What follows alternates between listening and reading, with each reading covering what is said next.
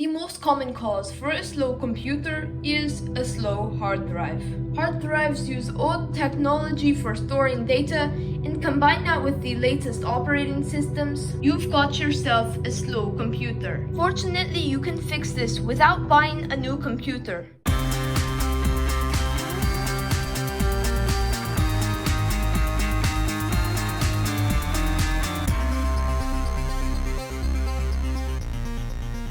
Hi everyone, today I'm going to show you how to upgrade your computer's hard drive with an SSD. How to completely transform your computer from slow to fast. Here we can see a sped up performance comparison between a hard drive and an SSD. We can see booting up, launching Google Chrome, and even launching File Explorer. So I'm briefly just going to talk about how the technologies work. So basically we have our hard drive here, and so we have the actuator arm and the platters. And so in a laptop hard drive, there's often one platter, but there can be multiple in a desktop, which they use a larger size of hard drive. But basically that reads and writes data to and from the platters, which are, a magnetic thing. So basically it magnetically reads and writes data, but the heads get so close on the actuator arms, and so it's just if you bump the hard drive, then that can make it run into the platter and cause a hard drive failure.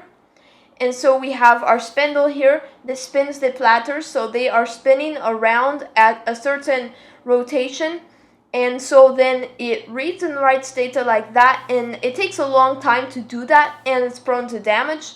So it taking a long time causes a slow computer just generally. And so this is an SSD, and so basically there's nothing mechanical here. It's just that we have some flash chip, and we have cache, and we have a controller that controls the whole system.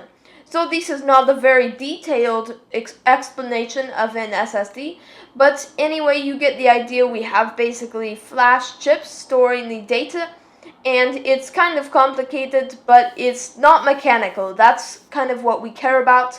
And so they can come in the same form factors and stuff like that. SSDs come in a range of form factors and capacities.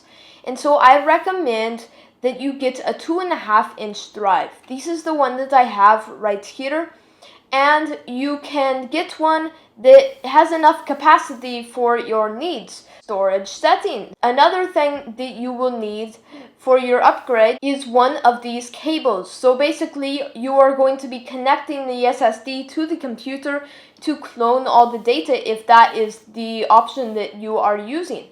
So you will need one of these cables. Any should do, but after you have that, you will need to jump over to your computer that you are upgrading, and I will show you the next steps. Okay, so this is the computer I'm upgrading, and I probably should have showed you this earlier, but to check whether or not your computer has a hard drive, you go Control-Shift-Escape to open Task Manager, you go to the Performance tab, and then you go under Disk right here, and it will say SSD here if it is an SSD, but also it may be a hybrid hard drive. So basically you just want to check here, and if you don't see anything about an SSD, then I'm sure it's a hard drive. Another thing you can do is look up your computer's model number and see if they come with hard drives or SSDs. But it should be pretty obvious when your computer has a hard drive, because it is very slow. So now what you want to do is go to your browser. After you have the parts to upgrade it, you want to go to your browser and you want to type this address, macrium.com/reflect-free. And then you want to scroll down and go to Reflect 7 free. So this is free software. And then you do I need a personal free license. And then just click continue, and you don't need to register or anything like it wants you to, but it will download this file. So there are paid versions of this program, but we can just use the free one. You can click on that file, and then it will open up a downloader, and so you just click download here.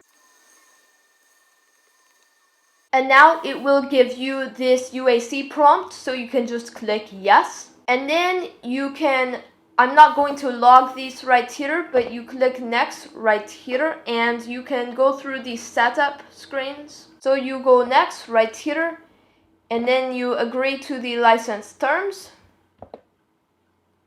And then you want to do home right here. Next. And then you want to uncheck the registration option.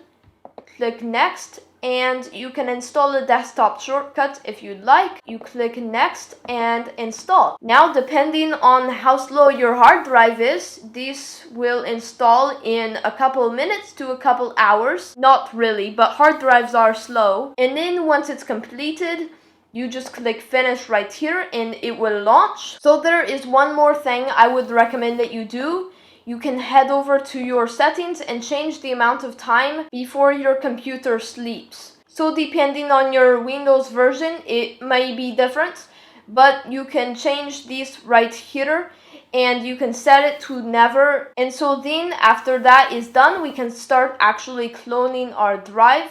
Now, if it says software updates available, you can do the updates if you want, but I'm just going to cancel right here. So next we want to connect the SSD to our computer using the adapter I showed you earlier. And then in the program, we want to click refresh. And now we can see there are 2 disks here. And if the SSD already has something, we can erase it. But anyway, we can do clone the disk. And we can select a disk to clone to. So I recommend that you disconnect any other drives from your computer. And basically what you want to do is drag all these partitions down right here, and you want to also resize them so that they fit on the SSD. So what you want to do is go to the properties, and then you can resize these. And I recommend that you leave a little bit of free space even after all the partitions are in there, because sometimes it has errors and there's not anything wrong with it if you have lots of space anyway. But you click next here, and if you want to delete existing partitions on the SSD, then you can use this option if it's selected like this. Anyway, you click next and click next again. Now you click finish, and then you can uncheck the save option if you don't want it logging. But now you click OK, and it will clone the drive. And so these, depending on how much data you have on your drive and how old your hard drive is, these may take a few hours or maybe as little as a half an hour. I don't really have anything on this computer, but we will come back when it is done. And if it fails, you can run check disk or something like that. But let's come back when it's done. Now that the cloning has completed, we get this File Explorer window, and we can close these out right here. And this will also give us the time that it took for our clone to complete. So now we click OK, and we can close this window right here. Then we can close the program, and you can change your settings back. You can uninstall the program, stuff like that. But I'm just going to shut this down right here. So now that everything is complete, we can disconnect the SSD from the computer and we can unplug it. Now I'm going to be showing you how to take a laptop apart to replace the hard drive with an SSD, and then I will also show you a desktop, but we need some tools to do these. Okay, so we have some tools here. We have this plastic pry right here, and we have a screwdriver to take it apart. So what we can do is set our SSD and our adapter off to the side, and we can flip the laptop around upside down like this. Now let's start removing some screws. We will start with this screw, which is for the CD drive. You only need to do this if you have a CD drive, of course. And now we can take the CD drive and we can just pry it out like this. This one is pretty easy to get out. And now these steps vary from model to model, but this is going to be for a lot of the more recent ones. And it is a fairly easy way to take it apart. But if you are unsure on how to take it apart, you may want to, do some looking around. You may want to also watch some videos on your particular model. And if you have many sizes of screws, you may want to put them, in different areas so that you can keep track of them. And now we got the screws out that are accessible right here. But on this model, there are also ones under the feet. So what I will be doing is prying up the feet right here. We have these screws right here, and we will repeat these on all these sides. Okay, so now we have all these screws removed. So you just want to make sure there are none hiding. And then also, if you have a removable battery that goes right here, you can take that battery out, and I highly recommend that you do that. And now we can start taking it apart with the prior. So you can start in different areas depending on the model and other things like that.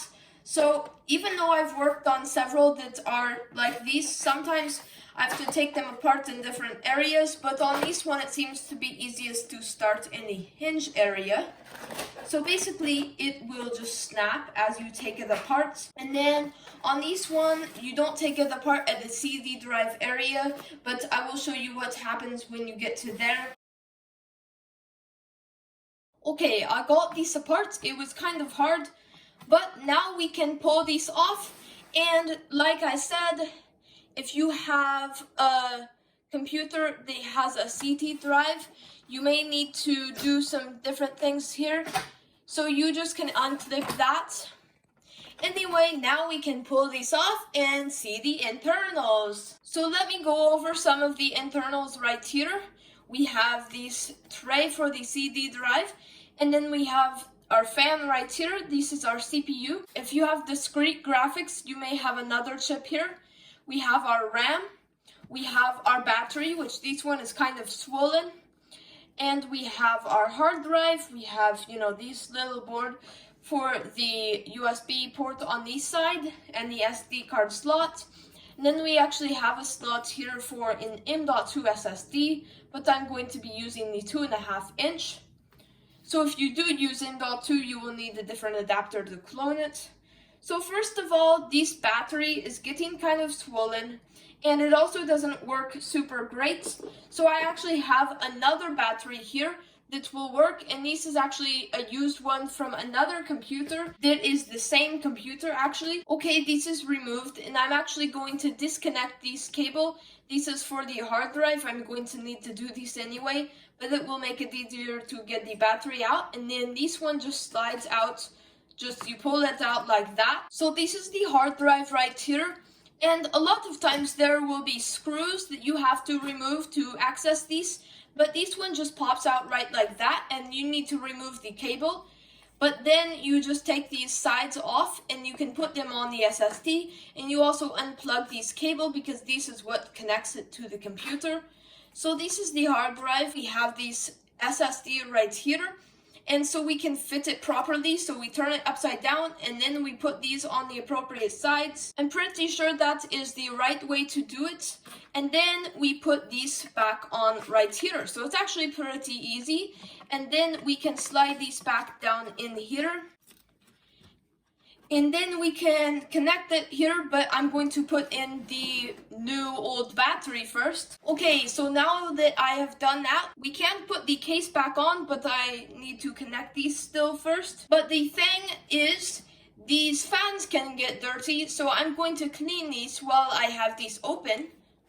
And then I will be back. Okay, I got that cleaned reasonably well, and now I can put the case back on. So I think this is all in place right here, and now we can start screwing it back together. Okay, this is all back together, and now I'm going to see if it works. So you may decide to test it before you put the screws in, but I'm just going to do this right now. And if everything goes well, you should arrive in Windows. Now let me show you a desktop really quick. So on the back, you usually have a screw like this, and you usually take off the right side panel. You can basically pull the panel off and lift it out like that.